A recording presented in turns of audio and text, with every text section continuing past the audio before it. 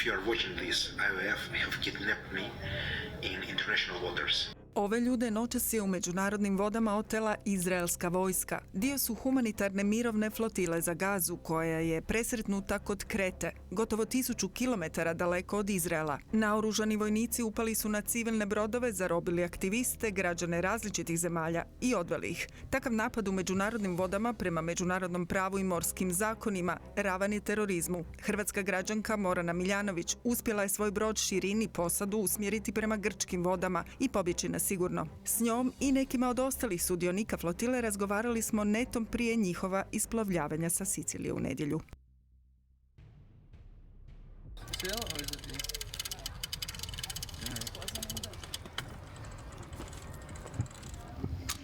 For a little explanation, our teak deck is old and leaking, so this is a fix. Kapetanica Morana Miljanović obavljala je zadnje pripreme prije nego se u nedjelju popodne otisnula u humanitarnu misiju prema Gazi. Između 60 brodova iz sicilijanske luke u Augusti krenuo i njezin brod, Širin, nazvan prema novinarki Širin Abu Akla, koja je ubijena dok je izvještavala tijekom izraelskog napada na izbjeglički kamp u zapadnoj obali. Prošli put smo bili dio flotile, plovili smo unutar formacije, bili smo dapače jedan od vodećih brodova formacije. Međutim, naš zadatak je zahtijevao da stanemo i izvršimo zadaću da dokumentiramo kršenja međunarodnog prava, da dokumentiramo i da ne budemo uhvaćeni. Ovaj put također Širin ima zadaću da izbjegne biti uhvaćena. Rezultat kolektivnog vijećanja je došao do toga da će Širin nakon ove misije biti donirana jednom kolektivu koji će ju koristiti za školu jedrenja, za djecu i mlade osobe iz Gaze koji su preživjeli genocid. Širin je, kaže Morana, nezavisan brod, dok je na jednom od drugih brodova primjerice većina medicinsko osoblje i liječnici koji nose lijekove i opremu za pomoć Gazi, ali i sudionicima plovidbe bude li potrebno. Each of us has their own specialty, and sometimes if we need help between boats, we can ask for help between boats. So they sometimes transfer medicines or transfer doctors in between there. Also, we have a support of Greenpeace and Open Arm if we need any more complicated procedure, like need to evacuate participants for whatever reasons, so Greenpeace and Open Arms can help us with that. This is a regime that targets medics and journalists and ordinary civilians, children, as we've seen for 2 years, over 2 years. So yes, I'm scared, but I'm doing it scared anyway. This is what it takes sometimes. Every Palestinian is our brother and sister. To me, to you, to everybody. These are human beings that require our care and our response. U flotili ove godine sudjeluje oko 1000 ljudi iz više od 70 zemalja, a kao i u prošlogodišnjoj sudjeluju i 3 organizacije: Global Summit flotila, Freedom Coalition flotila i 1000 Madlin za Gazu, čiji brodovi kreću u različito vrijeme iz različitih luka. Morana, inače pravnica, na Širin je stigla preko poznanstava iz prijašnjih akcija spašavanja ljudi na moru, u kojoj je godinama sudjelovala u sklopu organizacije Sea Watch. Postoje poznanstva i reputacije na toj razini između ljudi, neko vas pozove, postoje i formalni naravno kanali, postoje i oficijalni website gdje vi kliknete gumbić, prijavite se, prođete kroz formalnu proceduru s obzirom na kvalifikacije, potrebe i logiku misije, što je potrebno jednoj posadi, što je potrebno jednoj flotili. I left my home, my son, my work, my our problems at home. Within 1 week, I got the call to respond, and had 1 week to organize myself and make peace with all of the potential outcomes, and that's how it is. I'm not happy to be here, but I am proud. Usprkos provjerama znali su im pristupiti oni čije namjere nisu humanitarne, tumače nam sugovornici, a i sami smo tijekom 3 dana koja smo proveli radeći reportažu u luci nekoliko puta provjeravani tko smo, te nam je kretanje bilo vrlo ograničeno. I'm in a watch shift because we need to control our boats because in other moments flotilla has have sabotage or weird things from outside, probably Mossad or What happened? They sabotage boats in some ways, like attaching things in the transmission or sabotaging the boats. Naš sugovornik otet je 5 dana nakon ovog našeg razgovora i ovaj put flotila je napadnuta, kao i prošle godine kad su napadi počeli iznutra. Naravno da su agenti Mossada trenirani i profesionalno obavljaju taj posao i da se uvijek provuku neki pojedinci. I to se naravno dogodilo i prošli put. Jedna jedrilica je potonula jer je vrlo blizu tog takozvanog narančastog pojasa, blizu Gaze, odjedanput imala rupu i morali su je hitno napustiti i morali smo evakuirati ljude.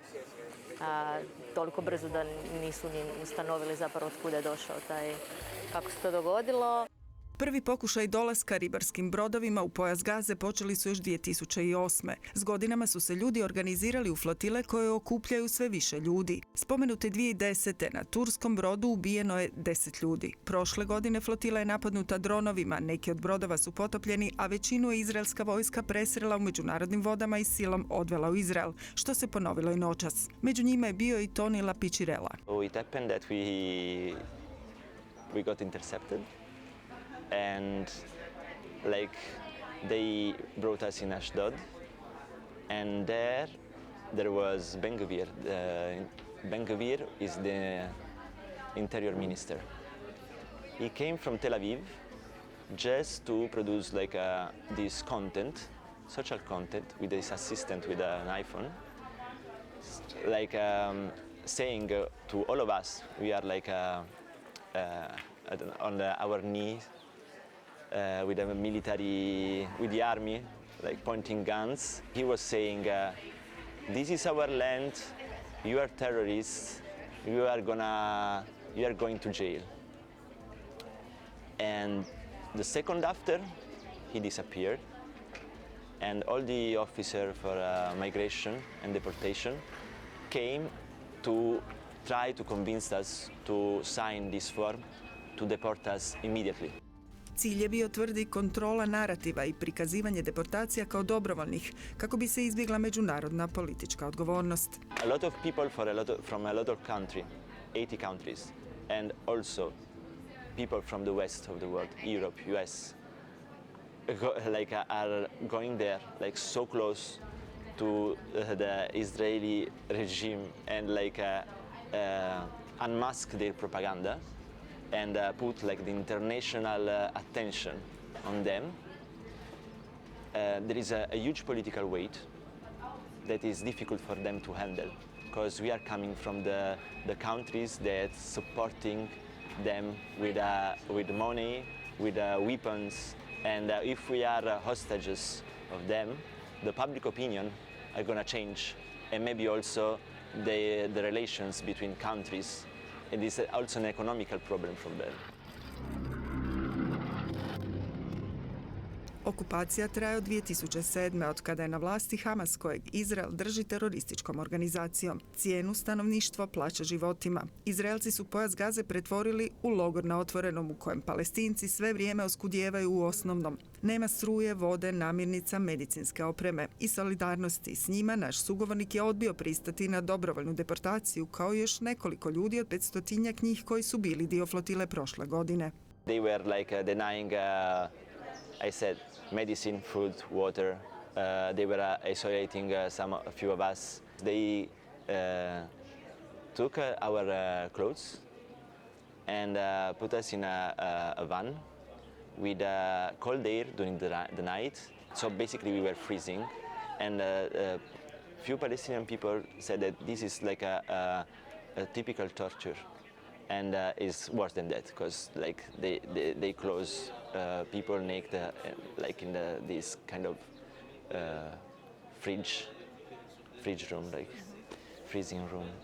U konačnici su svi deportirani. Izraelci su zadržali nešto manje od 40 brodova, a ostalih nekoliko su potopili, kaže. Brodovi na kojima trenutno ponovno plove prema Gazi su, priča nam, ili donirani ili su novcem sakupljenim humanitarnim akcijama i od donatora iz cijelog svijeta kupili rabljene koje su popravljali. Trenutno im je jedan potopljen, a 21 brod presretnut i otet. Na njih se u nedjelju ukrcala i mlada talijanska studentica koja je ostavila posao prodavačice kako bi pridonijela promjeni. Our mission aims at breaking, of course, the illegal siege that has been in the Gaza water since 2007, opening a humanitarian corridor for now, but also denouncing the complicity of our governments and show that even if they choose to be complicit with such a criminal regime, their citizens won't stand with it. We are not blind. We are not sleeping on what is happening. The people of the world stand with Palestine. The people of the world are trying to do something to contribute even a little bit to Palestinian resistance. Kao i Širin i neki drugi brodovi imaju različite uloge, a svi su dio šireg pokreta i mreže različitih aktivističkih i civilnih udruga i organizacija koje djeluju različito. Nose hranu, lijekove, građu za obnovu Palestine, ali prije svega nadu, kako nam kažu. Solidarnost i podršku Palestincima, ali su i transnacionalni pokret otpora imperialističkim režimima. Sljedeći naš sugovornik došao je ponuditi svoju stručnost. Iako umirovljeni pilot britanskih kraljevskih zračnih snaga, 40 godina hobi mu je jedriličarstvo. Kao i ostali naši sugovornici, uputio se na plovidbu prije svega pogonjen svojom savješću, kaže. Something that specifically sparked this off with me was the Royal Air Force in the UK was actually helping the Israelis by conducting surveillance flights over Gaza and helping them target Palestinians, aid workers and so on. That made me really angry and disappointed with the RAF. I tried to get in touch with some of my old colleagues and the present crews to sort of say, look guys, this is a war crime and you could be had up for war crimes. So just think about it. You have the right to disobey these orders. I don't think it had any effect, but I think the publicity that I got probably helped us a little bit. Bilo je to prije 2 godine i tada se odlučio prvi put priključiti flotili. Prošao je bolje od nekih drugih članova flotile kad su ih na posljedku presreli Izraelci. Ništa mu se nije dogodilo, no nije potpuno bez straha, kaže, što nam redom priznaju i svi ostali. Ipak svi jasno kažu da su razlozi zašto su ovdje jači. Naravno da ljudi flotile, bez obzira na njihovo državljanstvo, nisu tretirani na jednaki način. Međutim, nije ni određen strah, naravno postoji. Ljudi se pripremaju individualno, pripremamo se kolektivno na scenarije na koje znamo da možemo računati. Ono što je zajedničko vjerojatno svima je da je ta neka svijest da zapravo nemamo izbora jer smo izbor već učinili, jer nas je puno više strah živjeti u svijetu u kojem ne činimo ništa. Protecting the human value and the life and like the respect of the will of the people is political. So like yes, this is political. I don't care about definitions. I think that if we are allowed that all of this happen, like everybody, like we are not close to the condition, the economical condition and the life condition of the elite of the world. We are more close to Palestinian people. And if we are late to understand that, we are going to be like in a situation where it's going to be really difficult to change things. Maybe it's going to be too late for us. If they hurt us, it shows the mirror. We are a humanitarian aid mission. We are protected theoretically under international law, and what we are doing is a non-violent mission. And if they are willing to kill 19-year-old people who are going to get aid to Gaza, then I think it shows what Israel and the Zionist regime is doing, since what they can do, and if we don't rise up against it. Donedavni srednjoškolac, 19-godišnji Njemac, doplovio je na jednom od 38 brodova iz Barcelone koji su se pridružili talijanskom dijelu flotile na Siciliji. Naposljetku nije isplovio za Gazu jer nije na vrijeme aplicirao za dobivanje dozvole za plovidbu u međunarodnim vodama. Proces za tako mladu osobu traje nešto duže, kaže. Ipak neće odustati od solidarnog djelovanja. And I decided to come here or be part of the movement because I come from Germany and I grew up with getting explained that we cannot see injustice and don't do anything about it, especially with the history of Germany, where many genocides were conducted by. And then I saw genocide live streamed at home on my screen, and I saw how the world is silent, or just couldn't just see anymore the Palestinian people on the screens getting massacred and killed and violated and don't have food. Osoba koja je donirala brod Širin na kojem plovi naša kapetanica 17 godina tragediju Gaze gleda iz prve ruke i zato je nakon smrti supruga donirala brod za flotilu. Osoba koja je organizirala Širin je aktivna 17 godina, u tijeku tih 17 godina živjela u Gazi, nekoliko puta ju je upucala izraelska vojska. Vrlo je aktivna, ima bliske prijatelje u Gazi i u zapadnoj obali i generalno je uključena u razne organizacije. Plovila na brodu 2010.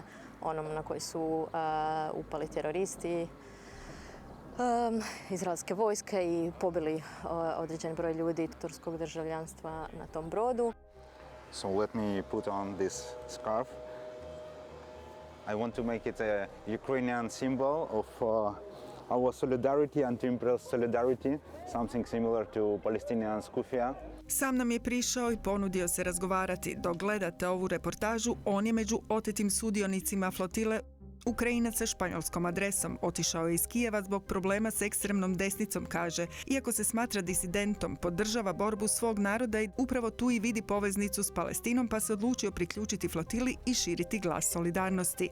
I decided that I have to do something. I have to help somehow to raise this Palestinian question to new audiences, like in Ukraine or like Croatia, to people who support Ukraine, but for some reasons do not apply this support to Palestine. I think that there should not be double standards.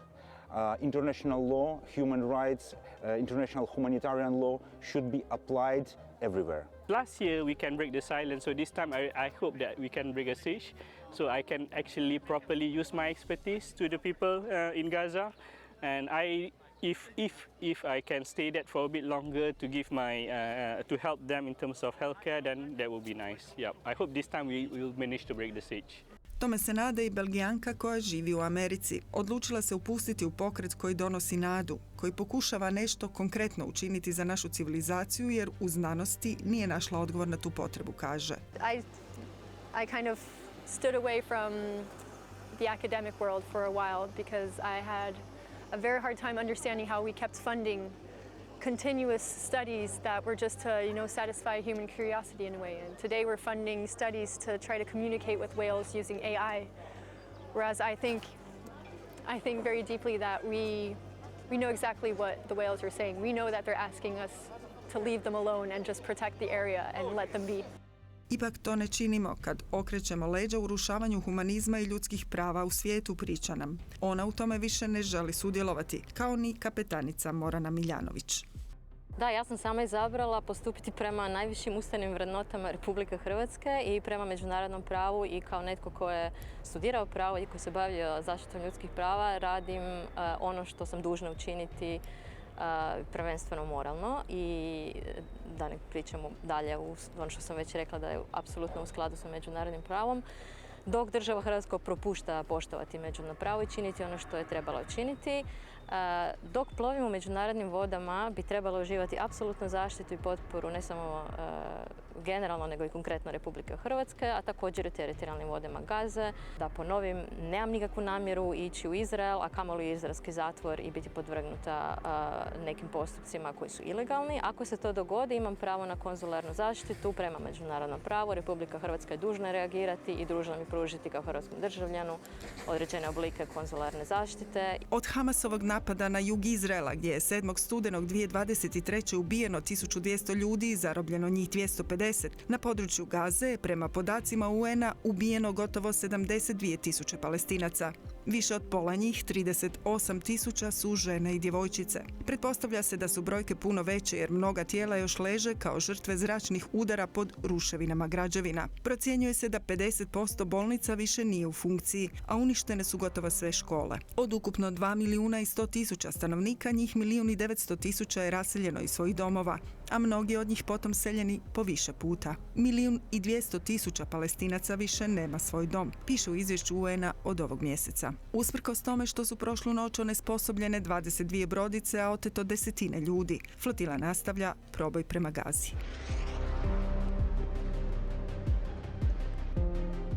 Welcome to another live from the flotilla. We are back on wavezero.world. If you're listening, if you've tuned in recently, you are tuning in to wavezero.world.